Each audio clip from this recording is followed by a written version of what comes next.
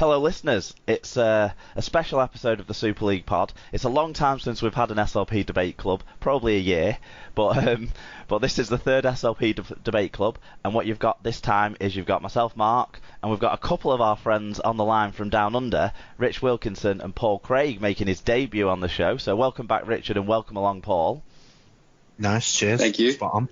The topic of this debate club is British players in the NRL. We're going to look at the last 10 years and the next 10 years. Get the crystal ball out a little bit there and make some guesses. But we can look. The sort of trigger for this is it's the start of a new decade. It's the 2020s now. We're going to do a bit of a retrospective. It's nice to always look back at these times of the sort of the calendar, and also to look ahead.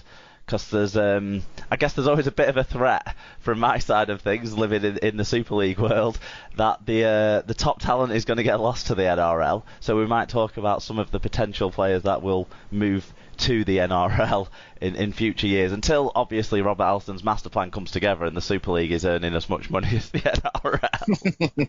Yeah. So we're going to start with part one, which is going to be a look back over the last 10 years.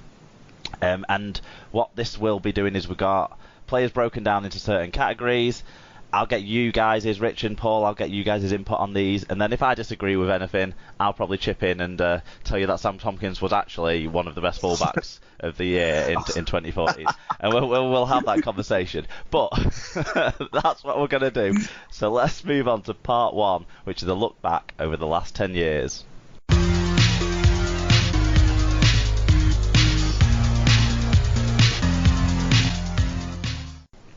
So the first group of players we're going to look back over for the last 10 years is the no-gamers, the guys who went to the NRL full of hope and optimism to get a shot down under, but didn't quite make the grade for one reason or another. And because we've just heard your magical musical skills, Rich, well, I'll start with you. So the list of one-gamers is Jordan Baldwinson, sorry, no-gamers, but Jordan Baldwinson, who went to the Warriors from Leeds, Ben Crooks, who went to the Eels from, it was Hull FC, I think, at the time, Curtis Norton, who left Bradford for the Roosters, Matty Russell, who, I can't remember if it was Wigan he left, but he went to the Gold Coast Titans and didn't get a game, Andre Savelio, who went to the Broncos, Josh Tonks, who joined Jordan Baldwinson at the New Zealand Warriors, and Jordan Turner, who went from St Helens to the Canberra Raiders. So, Rich, which one of those players do you think was the most unlucky to not get a chance?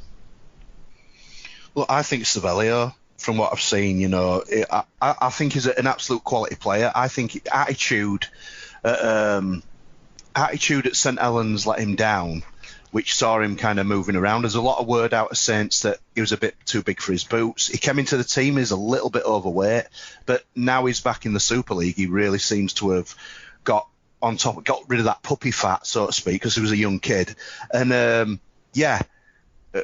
think he's somebody who could have had a good crack at the NRL, but unfortunately, just like so many others, you come over here, you get an injury, and if you lose your chance in first grade, then it can be a tough road back. And we've seen plenty of top class players end up in Super League because they lost a place in first grade through maybe an injury, or somebody just got their nose in front and they never find their way back. So Savelio came in, change of coach, and again, face didn't fit. So I think he's a quality player. He's well underrated, and found himself, looking for a club again after. Did he do was it his ligaments? Did he do his knee? Is that what it was? I think it was his knee. Yeah, it was. He did hit the sort of the double threat, as it were, for players going down under, getting an injury and then getting a change of coach. New coach. Yeah, that is the double whammy in it. We'll have plenty of those guys, I think, to talk about as we go on. Paul, what about you? Do you have any different views on that list of players who maybe were unlucky to not get a crack? I thought Savelio as well. I thought he had the size and the physicality to handle the NRL, and unfortunate he got the injury that he did. The other one I looked at was Matty Russell. He was at the Titans, and I'm a Titans fan. Didn't even know he was there until the 2013 World Cup, where he absolutely stormed it. So, but typically the Titans just didn't know what they had, and they let him go. And next year he's back at Warrington, and I thought he was one of the best wingers in the Super League that year in 2014. So he's one I thought was probably a little bit unlucky, and the other guys, I can't remember Ben Crooks playing. No, he didn't get a chance. No, not at all. Yeah, it might be an interesting one because obviously you're a Scotland fan as well, aren't you? That's right. With yes. With your sort of heritage, and so you'll remember, and I'm pretty sure it was 2014. It might have been 2015, but the double header down at Coventry where he scored that absolutely impossible try in Scotland colours, and that was probably another time where people were thinking, why did this guy didn't get a chance? Why? Look at the way he can finish. Yeah. No, I couldn't. It's like I said, typically the Titans. We'll reach the Titans a bit further on down the track as well. Yeah, we've got a couple more to talk about, haven't we? The one that jumps out, I agree with what you guys have said. The one that jumps out to me as well, though, is Jordan Turner, because he's the one of those players that I feel like moved over at a point where he was already an established first-team player in Super League. He probably had his best couple of seasons at St Helens, albeit sometimes he had to move around in the side because of injury, but I think that just showed his value even more. And the Canberra Raiders are the one team that do really give British talent a chance, so I'm surprised that they took him over it, and he didn't really get a look in, and within sort of 3/4 of a season he was back in Super League, so that one surprised me a little bit as well. But yeah, those were the guys that got no games. Now there was another group that the next group to talk about, we'll talk about are the short stays. So I'll run through the names and then we'll decide which ones we want to talk about the most. So Tyrone McCarthy, he played 2 games for the Dragons in 2016, which was part of a 2-season stay, but mostly he played for Illawarra, and actually he was quite successful in the reserve grades or the lower grades, but didn't really get his chance at the top grade. Lee Mossop was a player whose injury destroyed his stay at the Eels. He only got 3 games, then he did another shoulder, and so it wasn't just Wigan who weren't able to get his shoulders back in order, was it? It was the Parramatta Eels as well. Dan Sarginson was a guy who got a shot with the Titans, so maybe we want to talk about the Titans again, Paul. He only played 5 games, then he got a shoulder injury, and then there was a change of coach, which seems to be the way at the Titans. They were changing coaches left, right, and centre back at that sort of stage. And he also had the bar scuffle with a bouncer, so he didn't really get a full crack of it before coming back. Do you think he was a player who maybe didn't get a fair crack because of his injury? Oh, definitely. Look, he cops a lot of hate from the Titans fan base, Stan Sargentson, but I always believed in him. I remember watching him in the Four Nations, I think 2014 against Australia, and I thought he was the best player on the field. So I always thought that I've always had that image in my head that where's this player? This player, he can play. We just needed someone to settle into the team a bit. He didn't do anything wrong, did he? But he also didn't probably, when you looked around at some of the other centres coming through at the time and stuff, it probably wasn't exciting anyone. He didn't have a big offload and a big step and those sorts of things. He was just a player who'd do every dirty carry that no one else would want to. And, solid. Yeah, didn't make many. I think some of the problems with the guys coming over from Super League, like Sarginson, is that he'd had such a big year at Wigan in 2016. He looked a bit knackered when he came into the start of the end. He did, yeah. But then I think he almost played he might have played international as well. And I think if you're going to come and have a crack, and we'll talk about Tompkins in a bit, but if you're going to come and have a crack at the NRL, the best thing about the NRL is how they get you that pre-season.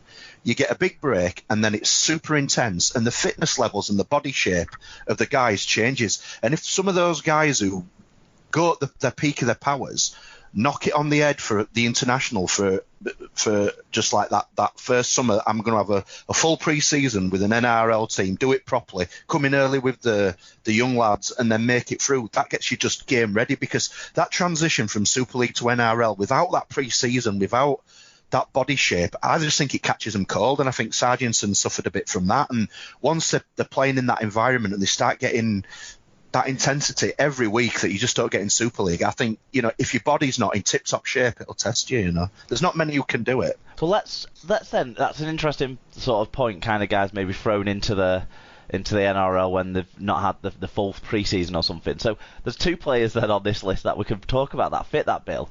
Zach Hardacre, he made a mid-season loan move, which we have never seen before, and I don't think we're going to see not since the days of when the seasons were wintry here and winter in Australia, so the seasons weren't at the same time. Have we seen a player move over like that? So Zach Hardacre's loan move from Leeds to Panthers. He played 11 games. He scored 1 try. He mostly played in the centres. At the Panthers. Obviously, he went from your Leeds side, Rich. So, do you think this was a guy who maybe jumped in at an awkward time for himself and therefore didn't do anything wrong, but didn't do anything spectacular like Sargentson?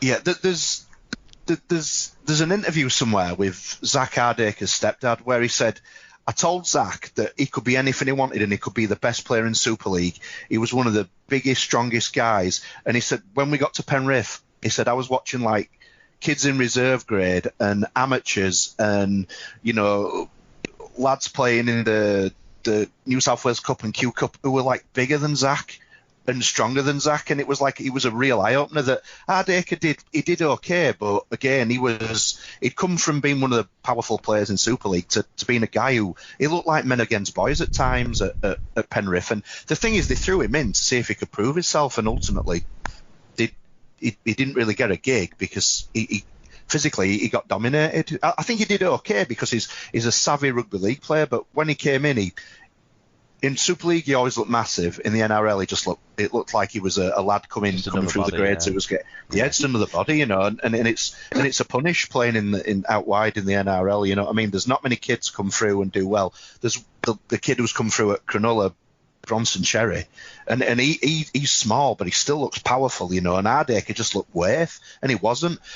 Problem with Hardacre is we know that in the background, without getting too much detail, there was some other reasons why he was getting away from England, and I think, again, it's to put that point on it. If you're going to come and play in the elite competition, your body and your mind need to be in the right place, and if you are in that sweet spot, I think when we talk about the players it's always hard for really Zach to leave his friends in Pontefract, isn't it? Whether it is nine or in reality. Well, yeah, but I believe there was other things. Look, without getting into the speculation of teenage or a young lad's life, I believe there was, something with a girlfriend and that kind of stuff. So it was a trying to just get away from that environment as well, running from a domestic situation. And I don't mean anything. It was on his behalf. Nothing untoward from Zach in that. No, that's right.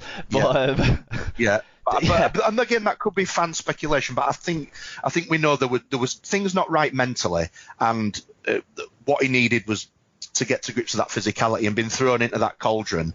It's never easy, is it? That's why it's the elite competition. The intensity seldom drops, and he wasn't terrible. He didn't do enough to get himself a contract, And Joe Greenwood, Paul's the other one that he had his full pre-season with St Helens, started the season in Super League, played a couple of games, and then when the just before the NRL season started, he did a swap with Zeb Taylor. He moved to the Gold Coast Titans in 2017, but actually played 22 games, scored 4 tries. I think he scored a try on his debut even.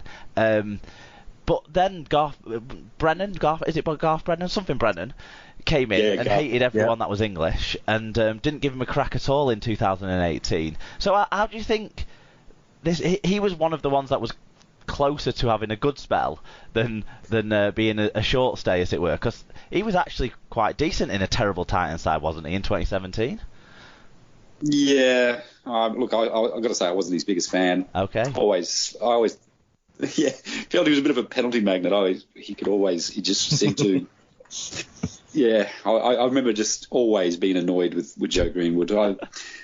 But yeah, like I said, I'm not his biggest fan, but like I said, I was always a big fan of Dan Sargentson at the club. But I can't really say Joe Greenwood, to be honest. Nothing positive anyway. Yeah, he's obviously splits opinion there, I guess. Right, so we'll roll through a couple here. Greg Eden, he got 1 try in 6 NRL outings for the Broncos. He also scored a try against Wigan in the World Club Series, but obviously this guy's ability to transfer tries in opportunities into tries in the Super League was not met in the NRL, where it was a harder competition for him to find the spaces to get away with the occasional drop ball. Scott Moore